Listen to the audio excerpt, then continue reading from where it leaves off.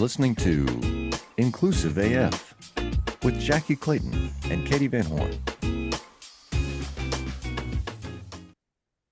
Now you can say what you're just going to say. Hello, hello, hello, and welcome to the Inclusive AF podcast. This is Jackye Clayton. And this is Katee Van Horn. And I just yelled at Jackye to stop talking because I had to press the button to record. But Jackye, do it. Tell us I'm mad as hell and I'm not going to take it. Today I want to talk about Robbie Starbuck. So he was in the Wall Street Journal last week. The article is "The Activist Pushing Companies to Ditch DEI." And it's really like when we were talking a couple weeks ago about Tractor Supply or whatever, and the other one now with Harley Davidson. He's the guy who went from filmmaker to anti-DEI activist. And people are literally listening to him. Because he just released a film on X called The War on Children, and it's that they're trying to make children woke. Which children? All the children. And what does that mean? I don't know, Jackye. I don't like educated. I still think that the using the word woke is very, very funny. I think it's the funniest thing someone could say is you're woke. And all that means is you know something about the alternative is you're asleep. You're not paying attention. I know something. Well, don't know anything. Don't know anything. I don't know what to say. I don't know what to say. Okay, but I don't really. All right, so this guy, I think I saw something last week, maybe it was the week before, I don't know, about everyone banning or, boycotting Harley Davidson. And I was like, I don't know what that is all about. Like, who's mad now? And I guess it's because of this guy, because this guy like posted that Harley Davidson is actually thinking about DEI. And I guess now that is wrong. You're not allowed to do anything. But this guy is the antithesis of the problem. Like, he is the problem. Like, all of a sudden he thinks he knows everything and wants to talk about it. Like, that's a problem. It just is fascinating to me the way that people like to twist this whole concept to say like, hey, DEI is bad, but not really understanding what it means. And and I'm thinking back to the interview that Trump did at the National Association of Black Journalists, where the question was, what is DEI? Oh, well, you define what DEI means. What does it mean? I don't even know what it means. And and it's like, yep, you don't. And so that's why you should stop acting like you do and saying bad things about it when you honestly don't know what you're talking about.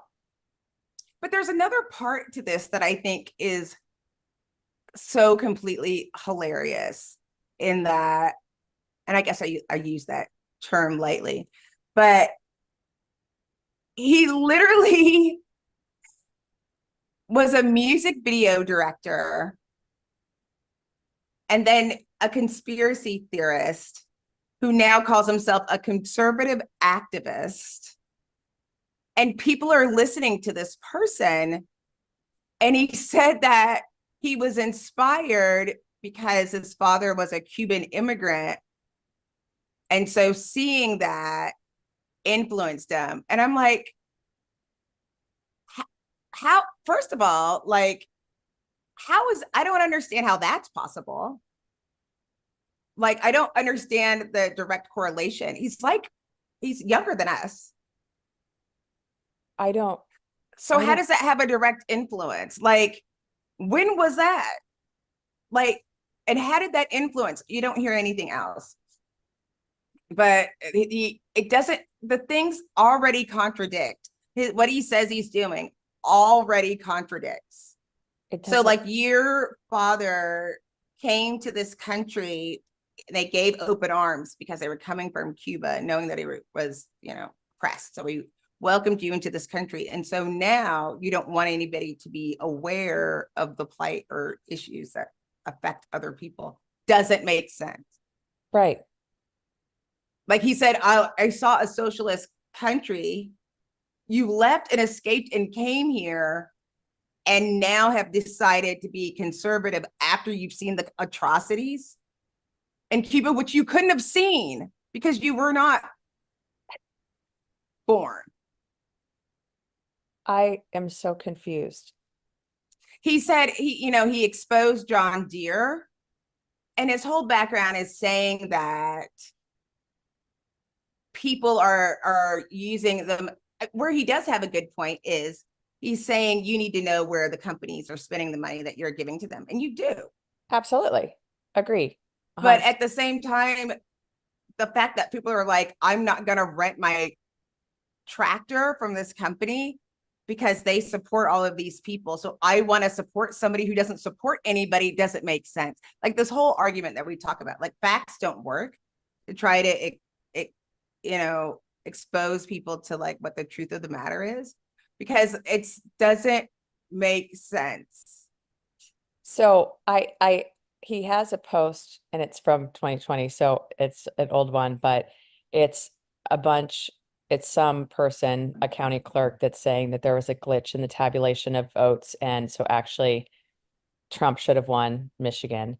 And all the people in the background with these, Americans for Trump all have masks on, but they don't like masks. So it's a very confusing little video. I don't know. I don't understand what the deal is. Are we supposed to wear masks? Are we just supposed to wear masks when we're on the news and we are or we're calling someone a liar? You got to wear a mask so that people don't know who you are. But I just feel like I find it funny that I just don't think you can have it both ways, where it's like, oh, there's all these movies that are affecting the culture and taking over my family. So I'm going to make a movie so that people wake up and be woke to my cause. But because I don't want them to, the things that people are saying. And what makes it even okay is the ignorance that people follow. Like, this is like, it's one of those things that's like, you're trying to lead, but really all you're doing is following, not taking a stance. Like, that would be the mature thing to do, and be like, yeah, you can be exposed to all of this information and then make choices based on real information, not based on some wackadoo in Nashville who stopped making music videos. And so I'm sorry. now he's teaching us how to teach our I have to children. correct you, Jackye. He isn't just a video maker. He's a producer and director of music videos, but also he ran for the United States House of Representatives in 2022 as a write-in candidate, and he was defeated. So I'm just letting you know that he's also mad because he lost. So again, he also said that he would pay for Iman Khalif and Lin Yuting in the Olympics to prove that he'll pay them $5,000 each to prove that they were born biological women.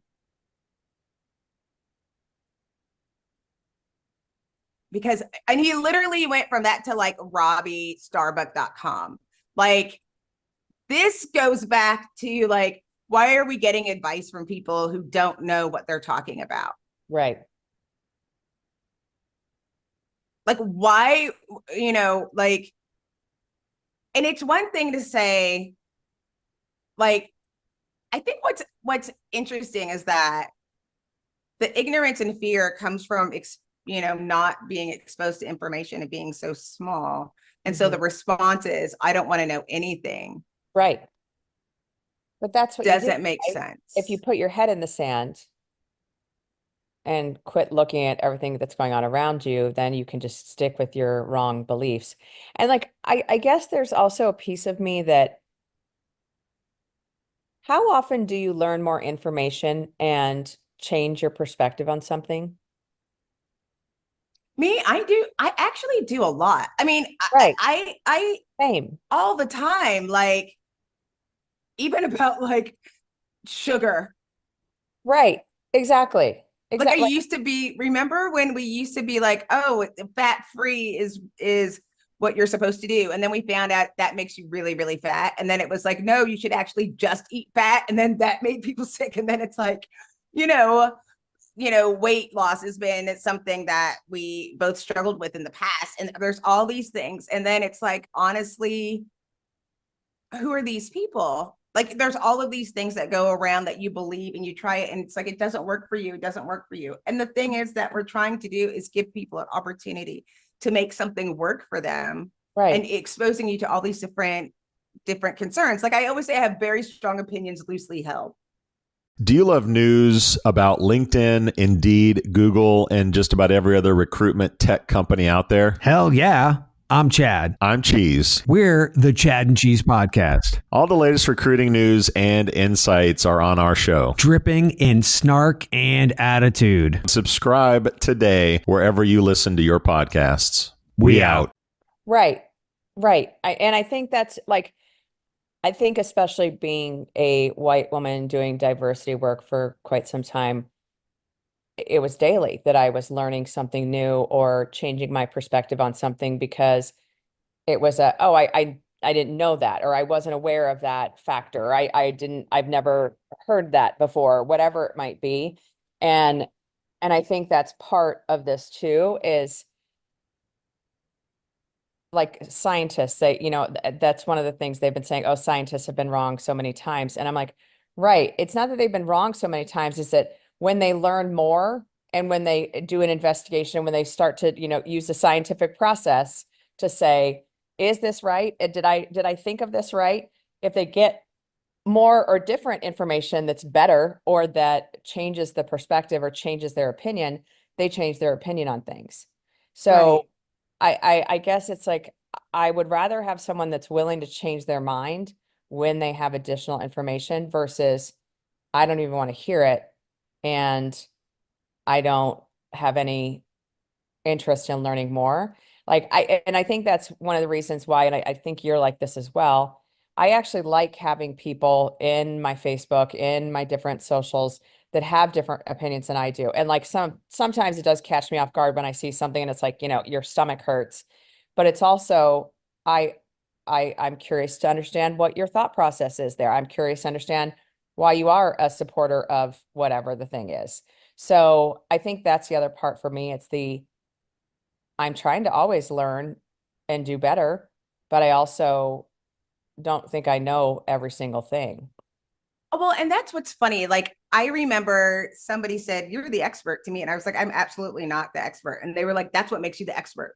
The fact that you know that there's more to learn Right. means that you've done the thing. And I always laugh because I'm like, even after I fact check and get other people, I just give it an 87 because you Right. just never know. It could have Right. changed while you're hitting print.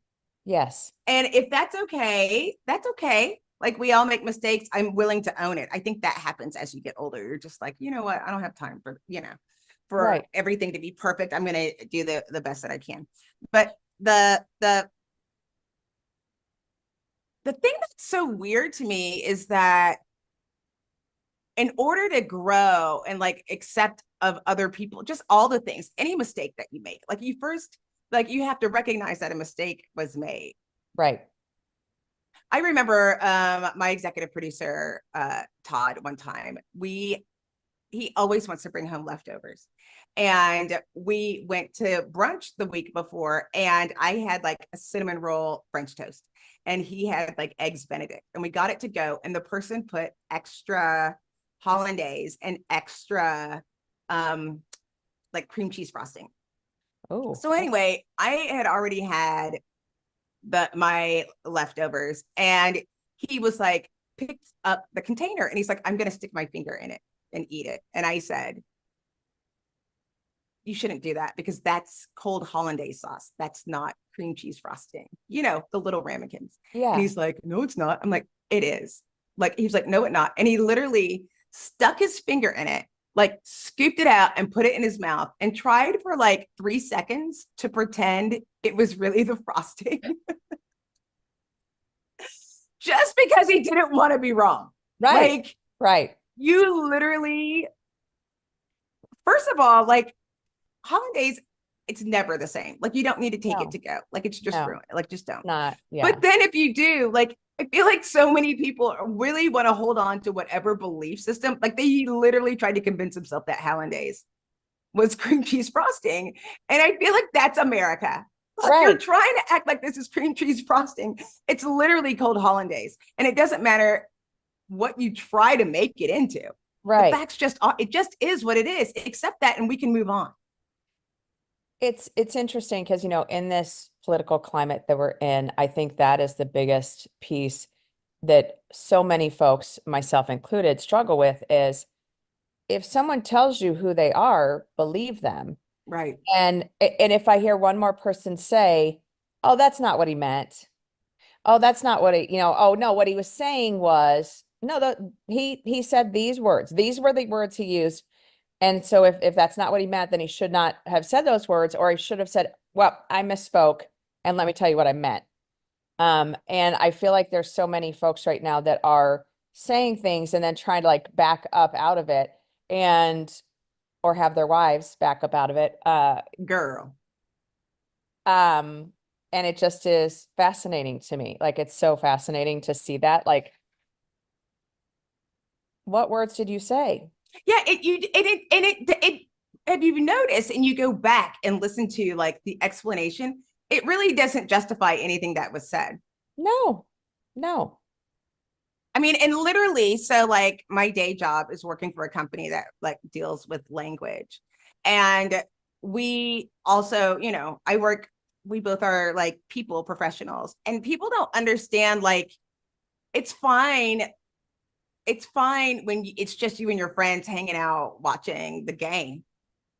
But you don't realize that these words, like, there's consequences. Like, it's not just the way you make me feel. Like, there's legal ramifications for the things that are coming out of your mouth. And so you better make sure you understand exactly what you're saying.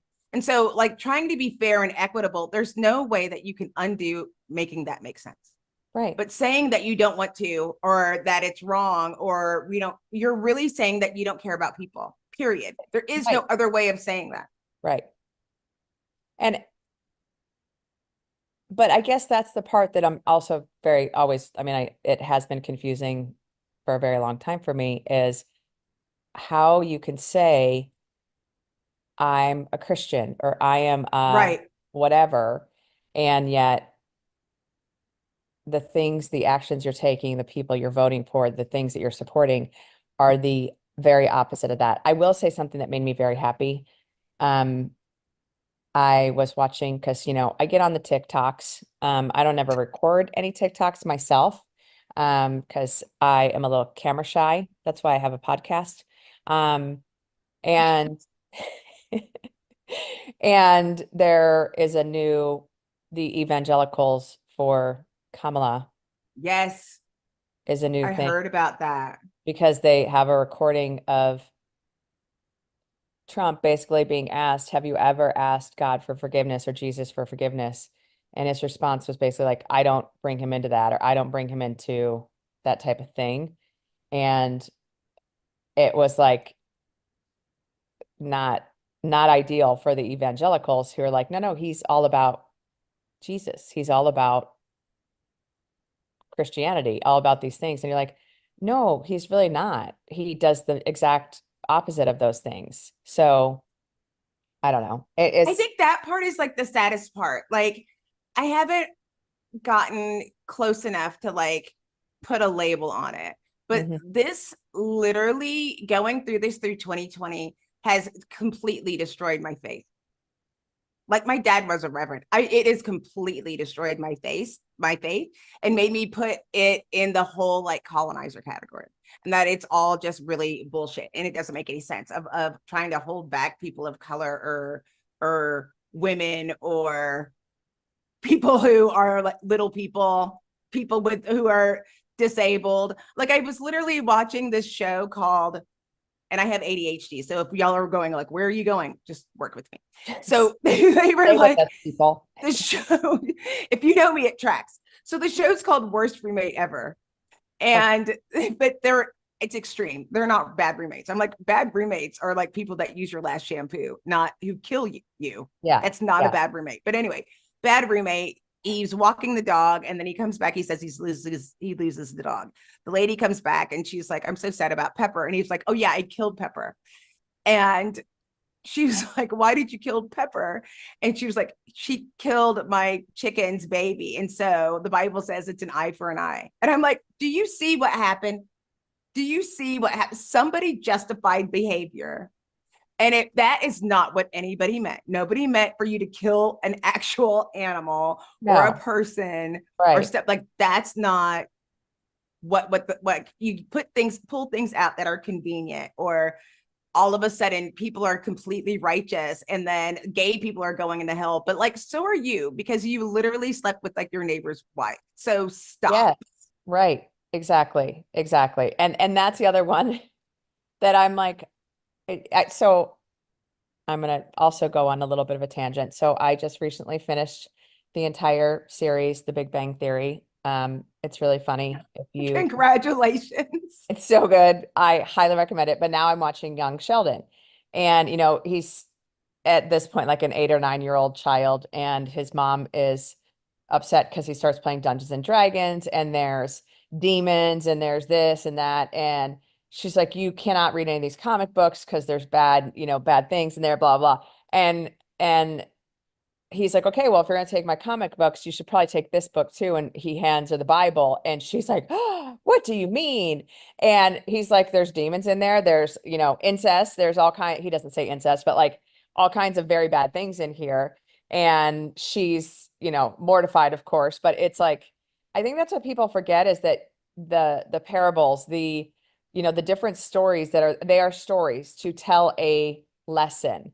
They are not. That is exactly what they're doing. And I don't know. Did you see the Book of Mormon? I did. Besides being just the funniest, best musical like ever written. Like it is so good. Yes. But it was so telling when they were like, oh, y'all don't understand the story. Let me make up this story. And I think now you'll understand. And so he changed everything in the Bible. Right. Oh, we got the AIDS. And it was like so bad. Don't fuck the baby. Like it was just so bad. It's so bad. It was like, what is happening? Yeah. And that was another, like, I never thought about that. Or just the way that people make things, like try to make them make sense. Right. And so it's all of these things like is trying to hold on to power, but you're not able to admit that maybe I don't know everything that's going on. And maybe we should, and to be fair, like, I think that's part of the reason why people do support current politics. I can't call these people like Republicans, because I don't call MAGA Republicans. They're just like, they're just to weird. use Tim Wall's phrase, they're just weird. Yes. They're just weird. Mm-hmm. But if you look at this group of people, like, it makes sense to want to follow somebody who maybe didn't have a traditional background. And then you're asking people to stop doing that. That's the exact same thing. And that's why these things don't come together. You want somebody who doesn't have politics, because the way that politics have worked hasn't worked for you. So you want to put somebody else in, but yet you don't want to drag queen to read to kids, because now we're indoctrinating somebody into some belief system and turning them into something else. But that's literally what you're trying to do, is go against the status quo and the rules that have been set up since 1800. And instead of looking at it so we can come to a solution that is helpful for all of us, you just want to follow this one person, and you're an evangelical Christian that's not supposed to put any other gods before anybody else, and yet put this guy, feel like he's literally the second coming. Yeah. And I think, going back to Robbie Starbuck, whatever his name is, it's also you're making a movie now to support your uneducated, completely ignorant, completely misinformed story, and you're going to make a story out of it with other people and make it into, oh, I'm making this story, I'm telling this, that, you know, I have this movie that's going to tell you all the things that you need to know about what they're doing to our children. And it's like, but it's all a lie. Like, if you look at numbers, if you look at the data, if you look at reality, drag queens aren't doing any type of grooming. They're not trying to do anything to children. And if there is a adult drag show, it is labeled as an adult drag show, pure and simple. And, you know, and as anything else should be, you know, if there's going to be something that's a little risque, you know, you wouldn't have kids go to a strip club. But, you know, has that happened before, that a young child has seen a stripper? You betcha. And we didn't have to write laws against it or cause a ruckus. It was just, don't do that anymore. Or, hey, that's a bad idea.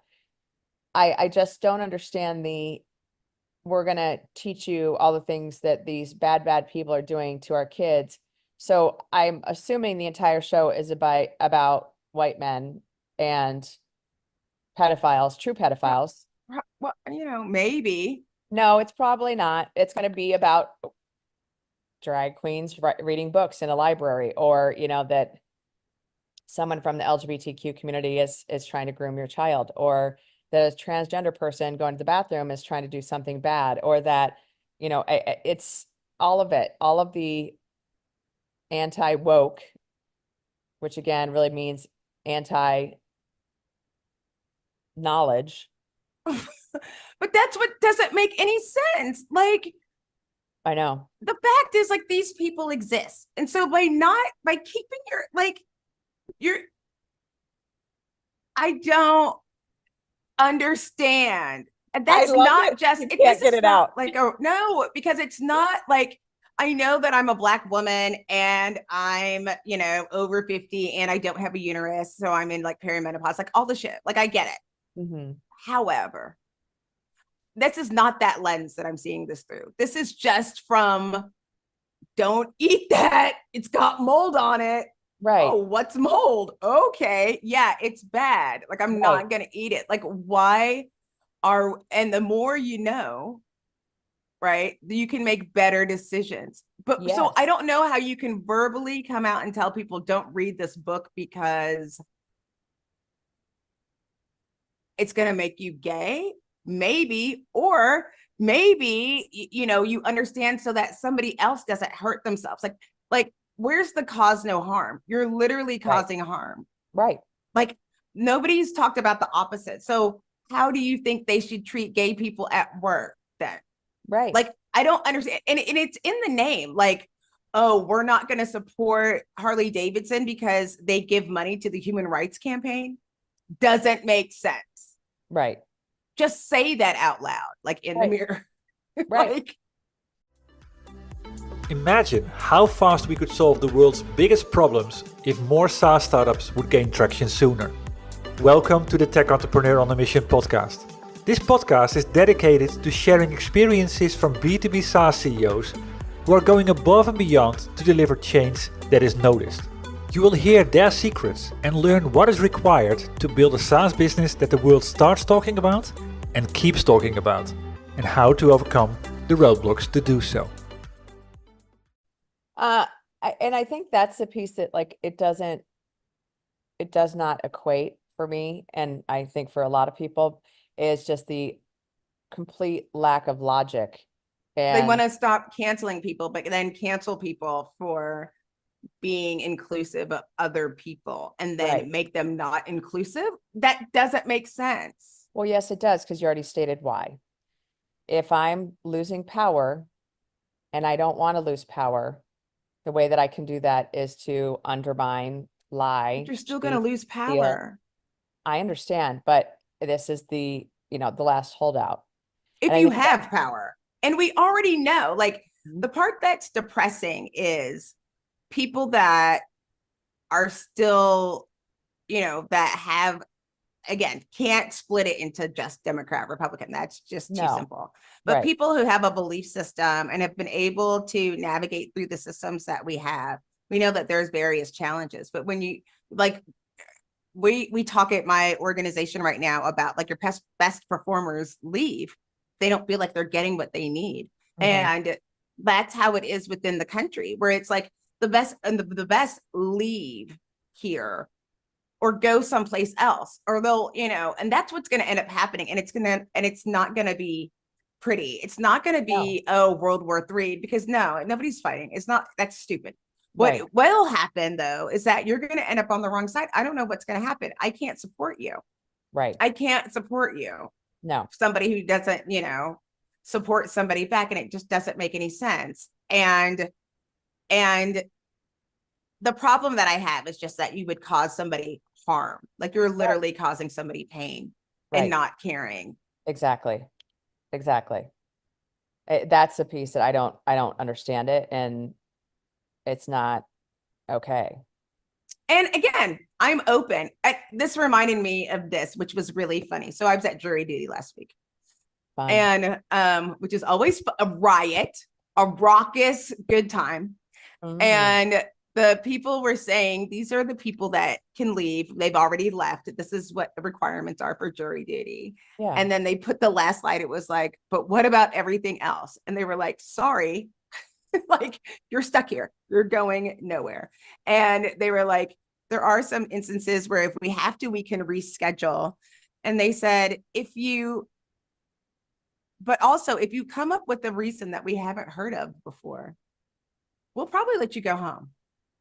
Okay. Right. Because it was like, they've heard everything. And there's absolutely nothing that you can do. There's and nothing you can say. Yeah. And it's like that, like, I will listen to you. If you want to explain this to me in a way that makes sense, I'm open. I think Katee and I both have said, I am open to listening. As much as I possibly can. Absolutely. Yes. And I have changed my beliefs. I think I've started, most people know my background, knows that all of us that do DEI work are not in a monolith. I think you have more of a traditional DEI background set up, and I'm like, I don't know, wild and woolly a little bit with some of the things like that. But listen, fancy free. Well, I think it's because you've worked with really, with large organizations where you've had to have a little bit more structure behind it. And I've kind of created bespoke solutions, starting in the talent acquisition space and then moving slowly into the other spaces. And so there isn't a one size fit all, but we're open. Both of us are open to listening to that. Right. But then, I was talking to someone this past week and I'm like, what's your strategy? And they're like, oh, I really don't have a DEIB strategy. And I just wanted to literally put them in DEI jail. Like, this is a problem. This is why we're having problems, because of like people misrepresenting. It's like, we need another title outside of DEI for people who aren't doing DEI work. Right. Or who don't have, I mean, we already pitched doing the data. We have to like pitch what the impact is.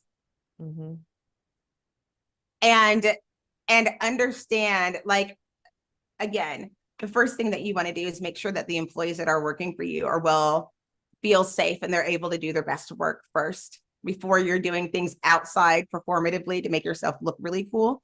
Make sure and then see, because you would be able to stand up on that platform and saying, these are the people that work here as well. Like, do you want me to fire all of these people? Like, you can say we're not going to support Pride, but how many people are members of the LGBTQ, community that are working at whatever tractor place? Well, how do they feel? Yeah, I think that's the perfect example. And I mean, I know I've shared this before. One of the organizations that I was at for a very long time, when we started our LGBTQ ERG, the amount of people that then stepped forward and said, yes, I'm part of this community, it was very surprising at first, but then I was like, oh yeah, because they didn't feel safe before. By the way, you're not allowed to say safe either. I found out from my brother the other day, because I said about my nephew, oh, well, maybe he feels safe there about, I don't even know what we were talking about.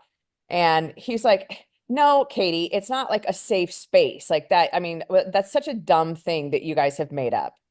And Oh, yeah, it was a great conversation. But I was like, Ben, like, brother with no name, brother who shall not be named, random acquaintance who shall not be named. How are you opposed to your children feeling safe? Like, why would that trigger you to then right, act in such a way when I say, well, maybe they felt safe there? right. Like, what? That it's just bizarro to me. But Jackye, Yo. can they just give us the reins and let us take over I and know. I feel like knock it it's out? time, Yeah, and they better hurry up. I'm getting wrap it up. older. I know. I'm getting Getting- older. I mean, not as old as someone Conference running. season is coming up. Oh my God, I know. I need to actually talk to you about that offline, but yes, I need to get all my business together and get it together. But that being said, what's one thing you want people to have heard from this conversation? Just really take the time to get an accurate resource to help you form an opinion, not a tweet or an Instagram post. And if you find yourself triggered, which you might, when your blood pressure goes up, calm down, consider the source before you make any sudden moves or make any comments, especially if it's at work on Slack or on LinkedIn in front of everybody where you're calling somebody out and look like an idiot. Please don't do that. Well, yes, and read the whole thing. Read everything. Right. Don't read what an influencer says and believe that they know what they're talking about, because as we know, most of them have just come out of the woodwork randomly after And make making. sure it's even your business. Like, Also good call. Good call. yeah, okay. What What about you? For me, it's just, the go register to vote. You have to vote. Yes. But also, I know we didn't talk about this, but regardless of what the polls are saying now, and we are starting to see some favorability on the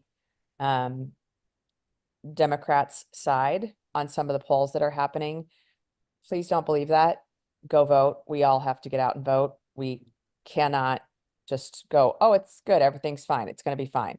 Everyone needs to show up on election day, or if you have a mail-in ballot before then, whenever you can, show up, vote. That is all. You have to.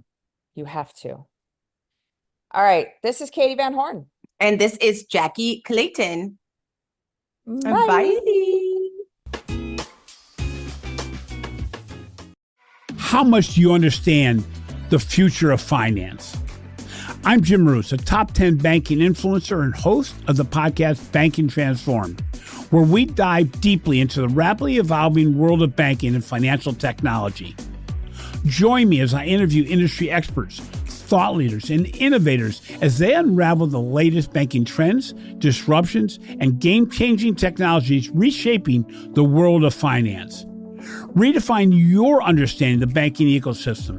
Subscribe now to Banking Transformed, available wherever you get your podcast and now available on YouTube.